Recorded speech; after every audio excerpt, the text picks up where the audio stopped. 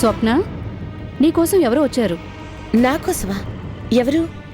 ఎవరో రమేష్ అట రిసెప్షన్ దగ్గర వెయిట్ చేస్తున్నాడు.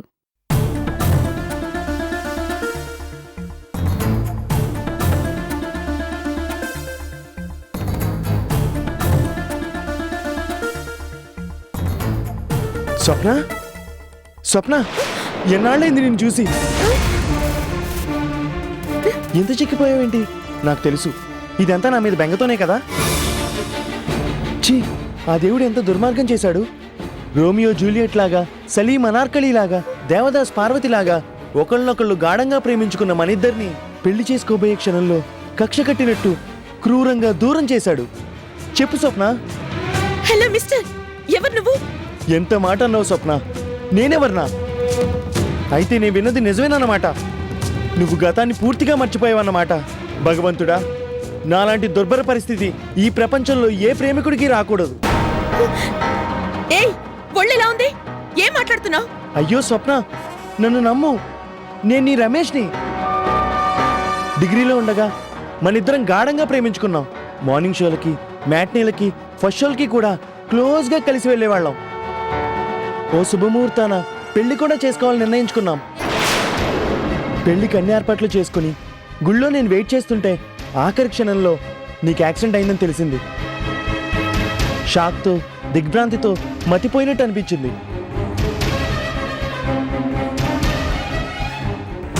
నీకోసం నేను ఇన్నాళ్ళు పిచ్చివాళ్ళ వెతుకుతూనే ఉన్నాను.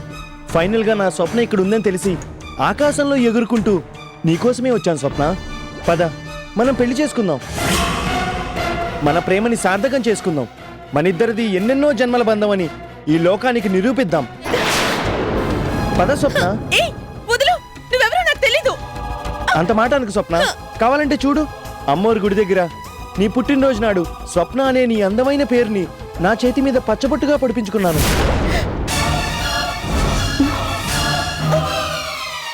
రా స్వప్న, పెళ్లి చేసుకుందాం. రా స్వప్న, రా రా, మనం హ్యాపీగా బతుకుదాం. పెళ్లి చేసుకుందాం.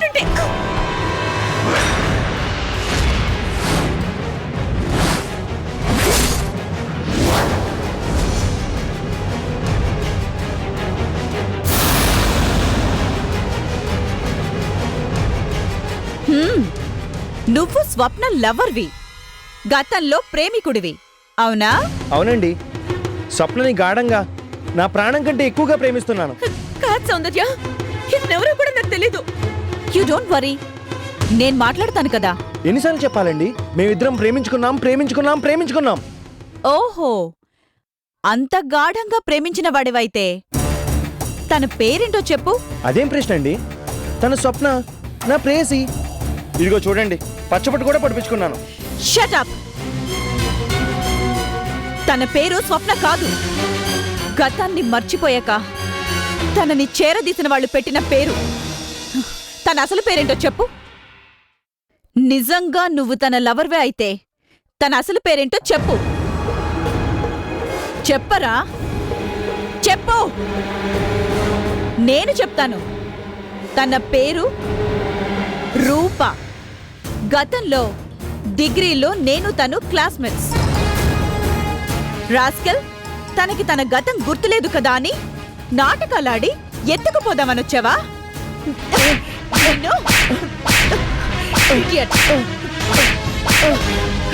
పచ్చబొట్టు పొడిపించుకున్నావా? పచ్చబొట్టు. పదరా పోలీస్ స్టేషన్ కి. సిస్టర్, తప్పైపోయింది. ఆ అమ్మాయికి బ్యాక్గ్రౌండ్ లేదు కదా అని చిన్న బిల్డప్ ఇచ్చాను అంతే. నన్ను క్షమించండి, తప్పైపోయింది.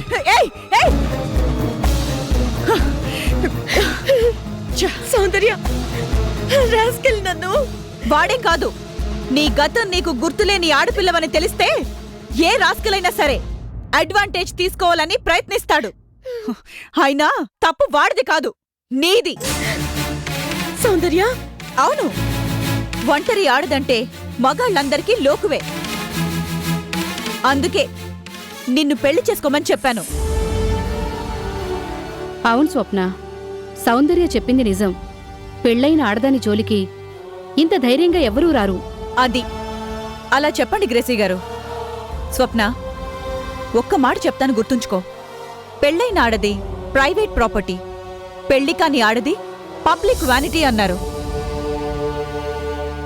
మామూలు ఆడపిల్లల పరిస్థితే అలా ఉంటే నీ గతమేంటో నీకే గుర్తులేని స్థితిలో ప్రతి తుంటరి వెధవ నేనే నీ ప్రేమికుణ్ణి అంటూ వెంటపడతాడు, వేధిస్తాడు, నవ్వుల పాలు చేస్తాడు. ఇలా ఎంతమందిని కొడతాం? ఎంతమందికి బుద్ధి చెప్తాం? ఆలోచించు. ఇప్పటికైనా పెళ్లి గురించి ఆలోచించు. భర్త అనే మగవాడి రక్షణలో జీవితం ఎంత భద్రంగా ఉంటుందో నీకు నువ్వే ఆలోచించి ఓ నిర్ణయానికి రా. వస్తాను. జాగ్రత్త.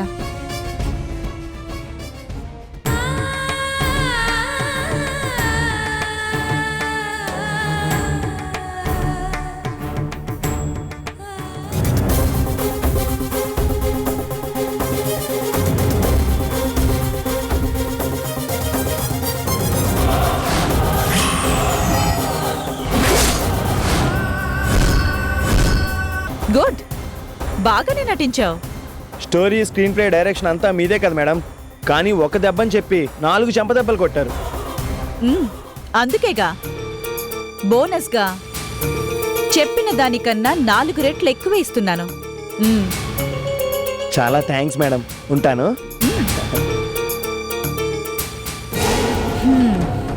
అర్చన ఇప్పుడు పెళ్లికి ఎలా ఒప్పుకోదో నేను చూస్తాను.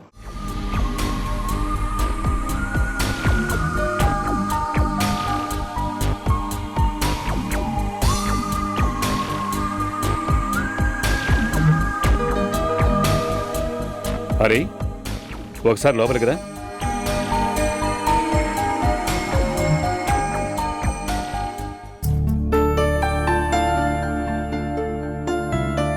చెప్పండి. ఈ ఫైల్స్లో అకౌంట్స్ అన్నీ కరెక్ట్గా ఉన్నాయో లేదో కొంచెం చూసి చెప్పండి. అలాగేనండి. ఇప్పుడు రాబోయేది ఓ ముఖ్యమైన పార్టీ.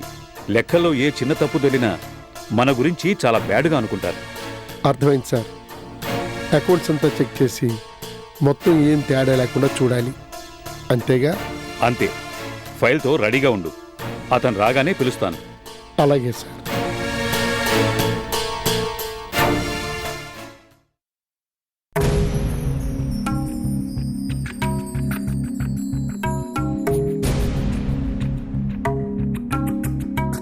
హలో రావు గారు. హలో గోవిందం గారు, రండి రండి. మీకోసం ఎదురు చూస్తున్నాను. రండి, కూర్చోండి. థ్యాంక్ యూ రావు గారు. మీ నుంచి నా కంపెనీకి రావాల్సిన పెండింగ్ బిల్స్ చూసి అకౌంట్ సెటిల్ చేస్తానన్నారు. షూర్, తప్పకుండా. 1 మినిట్. హరి, రెడీనా? ఫైల్ తీసుకురా. గోవిందం గారు, బిజినెస్ ఎలా ఉంది? కొత్త బిజినెస్ కదా సార్, కొంచెం కొత్తగా ఉంది. కొత్త బిజినెస్, కొత్త పెళ్ళాం ఒకేలాంటివి. అలవాటైతేనే మజా తెలిసేది. వెల్ సెడ్ అండి.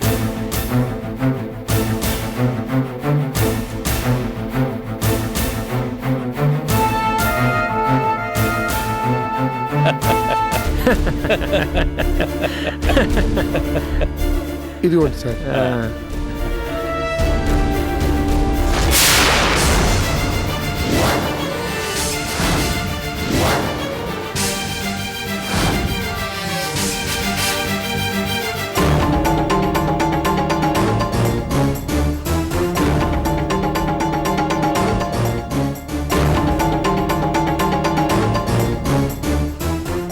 ఛా, ఏమిటే హరిది?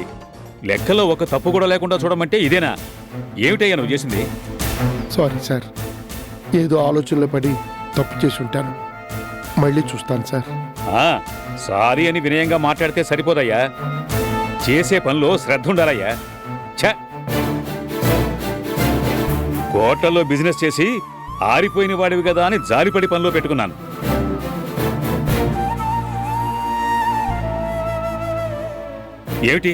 ఏమిటి లెక్కలు?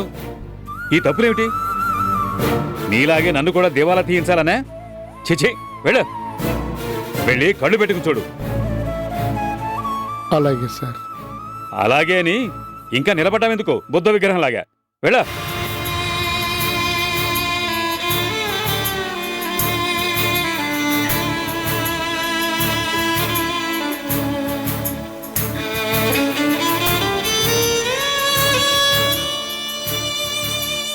ఛ, ఏళ్ళొస్తాయి ఎందుకు? ఇలా గుడ్డిగా లెక్కలు చూసే నిండా మునిగిపోయి ఉంటాడు. గోవిందం గారు, ఐఎమ్ వెరీ వెరీ సారీ. ఆయన ఆయన ఒక వేస్ట్ ఫిలాలండి. ఏ పని సరిగా చేయడు. మీరేమనుకోకపోతే మళ్ళీ రేపు పొద్దునే రండి ప్లీజ్. అలాగే.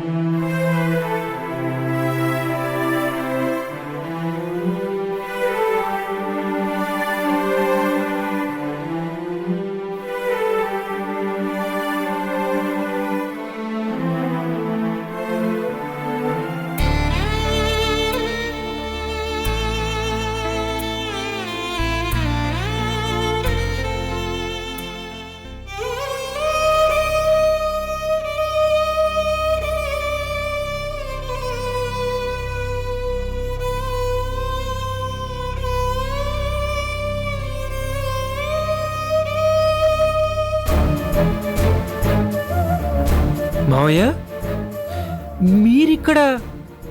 వచ్చిన జోగిని. అయినా మీరు ఇలా పనిచేయాల్సిన అవసరం ఏంటి మావయ్య? తప్పే ఉంది. పొట్ట నింపుకోవాలంటే ఏదో పని చేయాలి కదా. మావయ్య, మీరిలా తిరగబడితే కుబేరుడైనా కుచేలుడు కావాల్సిందే, కోటీశ్వరుడైన నడి రోడ్డు మీద పడాల్సిందే. తుఫాను ముంచేయటానికి, భూకంపం కూల్చేయటానికి ఎంత సమయం కావాలల్లుడు? అల్లుడు. మావయ్య, ఇంత జరుగుతున్నా కనీసం కల్పన కానీ నాకు కానీ చెప్పాలనిపించలేదా? మీ గోవిందం పనికిరానివాడు, అప్రయోజకుడు కావచ్చు, కానీ దుర్మార్గుడు, మనసు లేనివాడు మాత్రం కాదు మావయ్య. గోవిందం? ఏం మావయ్య, ఈ గోవిందం చచ్చిపోయాడు అనుకున్నారా?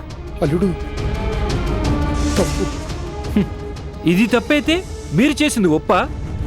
ఇంత కష్టం వచ్చినా కనీసం మాకు ఒక్క మాట అయినా చెప్పాలనిపించలేదు మావయ్య.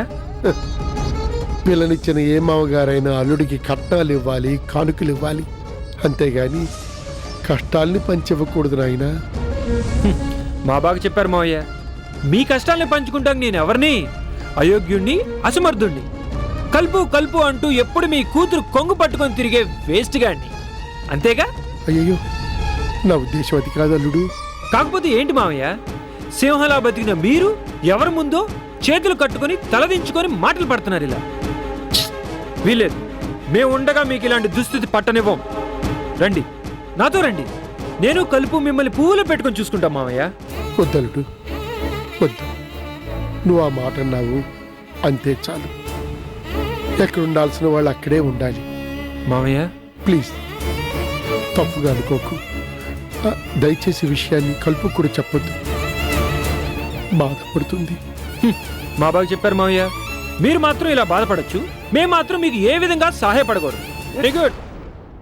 కాదల్లుడు, కాలు చేతులు స్వాధీనంలో ఉన్నంత వరకు కొడుకుల మీదే కాదు ఇంకెవరి మీద ఆధారపడకూడదని నా ఉద్దేశం. మీ అత్తగారి ఉద్దేశం కూడా అదే. అలా బతకలేనప్పుడు తప్పకుండా మేము మీ దగ్గరికే వస్తాం. మావయ్య ప్లీజ్ ఇంకేమీ మాట్లాడద్దు. ఈ విషయాలు ఇవి కల్పనతో చెప్పనని నాకు మాట ఇవ్వలుడు. ఈ మామయ్య మీద నీకు ఏమైనా అభిమానం, గౌరవం ఉంటే ఒట్టేసి చెప్పు, చెప్పలుడు.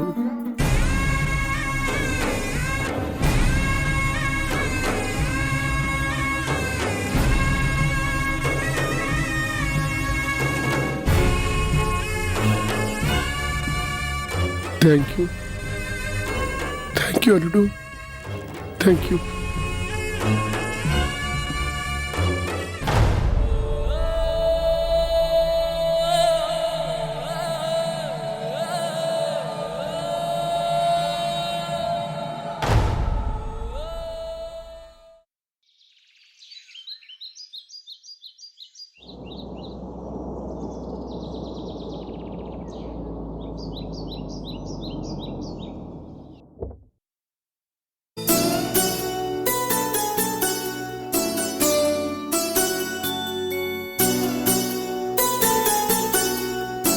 జాగ్రత్త అమ్మా.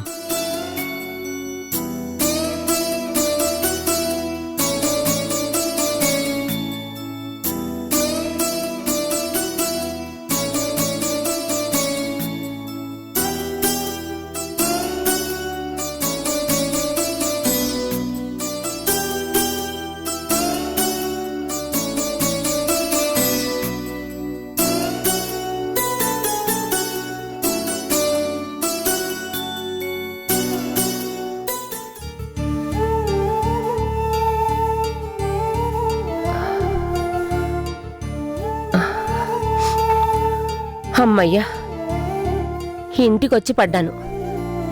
ఇక నాకే దిగులు లేదు.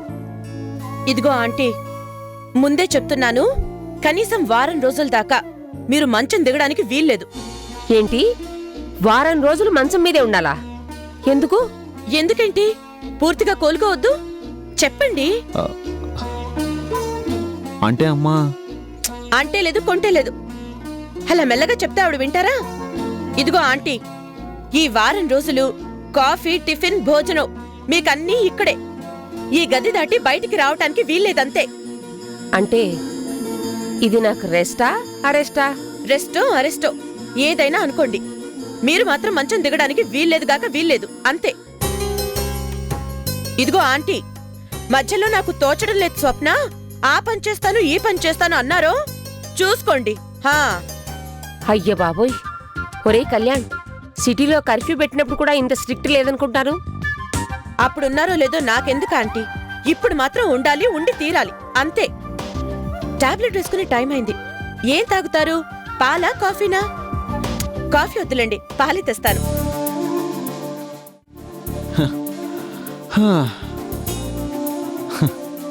ఏంటమ్మా, నేనేదో కొంచెం జాగ్రత్తగా చూసుకో అన్నందుకు ఇలా దబాయిస్తుందేంటి? దబాయించనీరా, తప్పేముంది? ఈ ఇంట్లో ఇక ముందు అన్ని అధికారాలు తనవే కదా. కోడలు కాకముందే నా మీద ఇంత అభిమానం చూపిస్తోంది. రేపు నిజంగా నా కోడలైతే ఇంకెంత ప్రేమగా చూసుకుంటుందో. ఇలాగే అతి చనువు ఇచ్చి నెత్తికెక్కించుకోకు. ఎక్కించుకుంటాన్రా, మధ్యలో నీకెందుకు? ఒరేయ్ కళ్యాణ్, గుండె నిండా ప్రేమ, అభిమానం ఉంటే కాని ఎదుటి మనిషిని దబాయించడం సాధ్యం కాదురా. ఈ దబాయింపుని, ఇందులో ఉన్న ఆనందాన్ని బతికి ఉన్న నాళ్ళు అనుభవించాలనుందిరా.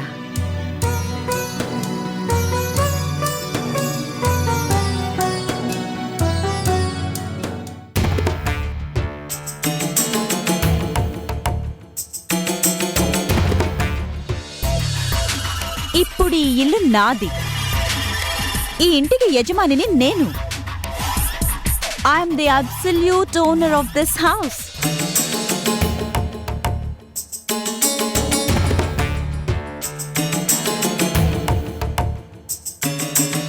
నేను దయతలచి ఉండనిస్తేనే మీరీ ఇంట్లో, సారీ, నా ఇంట్లో తలదాచుకుంటారు.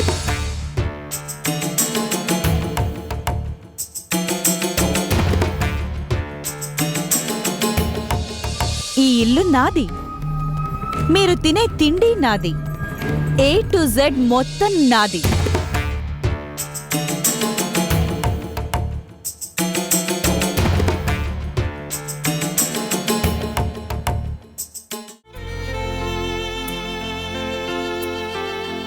ఏమిటండి అంతగా ఆలోచిస్తున్నారు?